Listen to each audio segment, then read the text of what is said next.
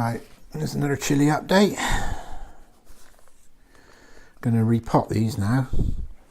There's the roots. Look at that. You see that? Yeah, it's absolutely full of roots there. And what I'm going to pot them up into is some plastic cups. There's no holes in the bottom of that one. But there's holes in the bottom of that one.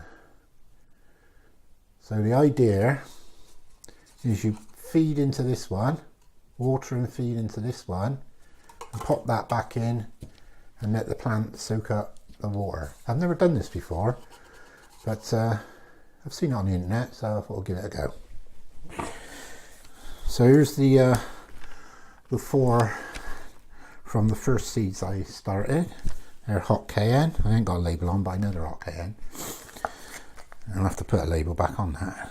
I think this one's hot cayenne as well. Got another one here, and that's hot cayenne as well. Right, so if you've been following me along, hope your plants are something like this now, because they're looking pretty good. Anyway, I'm going to take, they've been in the grow box. I'll measure the grow box in it because somebody asked what size it was, so I'll measure that in a second at the end of the video. What I intend to do,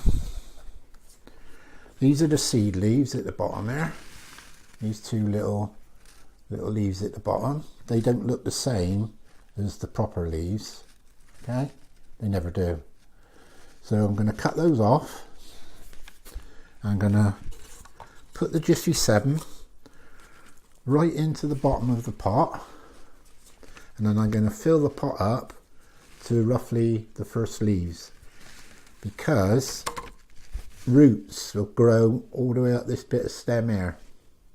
I don't know if you can see that. Anyway, here we go. So I'm going to take these leaves off first. Big pair of scissors, a bit too big for this really, but that's all I got. They come off fairly easy. I bet you could just pinch them off. Like I said, it's just going straight into the pot, and you go see now that the bottom leaves are just about at the top of the pot. So we're going to get a bit of soil, try not to spill it, an upset plate. I got newspaper down, so it won't be too bad.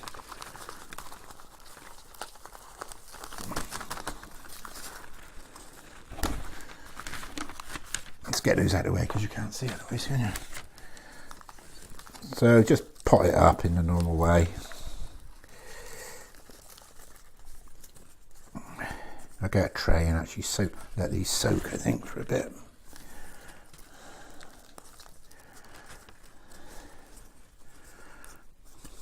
There you go. Number 1 done. I'll repeat that 4 times on those, and I'll probably do some of these as well. I might do a few of the others. So that's the next stage. What I'm doing anyway, I'm potting them up. Oh, this has got a bit of slow release fertilizer in here as well. It's because it's come from the allotment. I brought it down here so the soil would warm up, be the same temperature as the plant, so they don't get a shock. The Jiffy 7s are actually quite moist, but the soil I'm putting in is not. This is just bog standard compost. Nothing special. It's got a bit of perlite in it. I tend to use a lot of perlite. Stops me over watering things. I've done 3. I'm not going to show you me doing all of these because it's all just a repeat, isn't it? Right, if you can see that then. That's the 4 done. That's the first seeds I started. I'll probably put a little screen up of the seeds when they started, just after this little bit. Right. Another one is just starting to germinate. It's probably going to be my last one because the other ones aren't too obvious. Right, I'll just show you something else in a minute. If you look at these ones, they're also hot cayenne, but they're actually growing slightly differently. Oh, I haven't really taken these apart. All the roots to get together. Who said the roots don't come out of Jiffy Sevens? They're not only coming out, they're also going back. There we go. This one. I won't pot up all of these. I'll just pot the bigger ones. There are again, plenty of root. Now, if you have a look at the side, I don't know if you can see this. If you look on the stem, see those little bits in the leaf joints? I don't know if it's going to come out very well. See them there?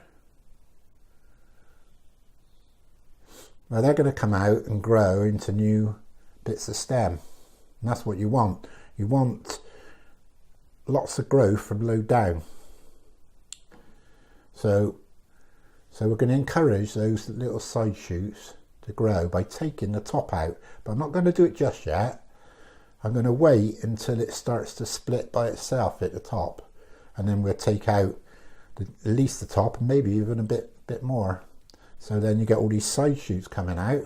And then if you top them back, you'll get more side shoots and so on. And be a nice bushy plant, which is nice and stable. Anyway, I'm going to go on and pot some of these up. And I'll come back to you later when I measure the box. Right, I've got all the inner cups soaking in this tray. Just to give them a good drink. Now, I put a little bit of feed in there, a little bit of tomato feed, and I mean a little bit. So we'll leave those for a bit to soak up. They're looking really good plants, aren't they? Anyway, they're not going back in the grow box now. They're going to go in the windowsill. Right, here's the grow box. I'll just show you the inside again. There's the other chilies. And now I'm going to measure this box. I'll try and do this one-handed. Right, so I don't know if you're going to see this. So that is 50 centimetres wide. Roughly about 50 centimetres. And the depth is 30 centimetres. Don't know if I can show you that. If I just put that around by there. 30 centimetres there on the edge of the box. It don't really matter what size that is, but what does matter is getting something with a bit of height. And sometimes this one's a bit short, so that's also 30 centimetres high. Well, I hope you enjoyed that chili update. Here they are soaking. Just getting a good drink. Now with the box, what did I say it was? 50 centimetres long, 30 centimetres wide and 30 centimetres high. So the important bit is to have a good bit of height, because when the plants start, although you can put the CFL lights within a couple of inches of the plants, when they start to grow and they actually get up and really touch the light, they do get scorched a bit. I had that last year, so I hope that's I hope your chilies are coming along and you're following me on this trail. They won't all survive. Some seeds won't come up. But as long as you've got enough for what you need, that's all that matters, isn't it? And I'll just show you one of my disasters now. Just to prove. This was the sweet potato. It was growing lovely roots, and then it decided to go all squashy and dying. I'll show you a little picture of what it should have looked like.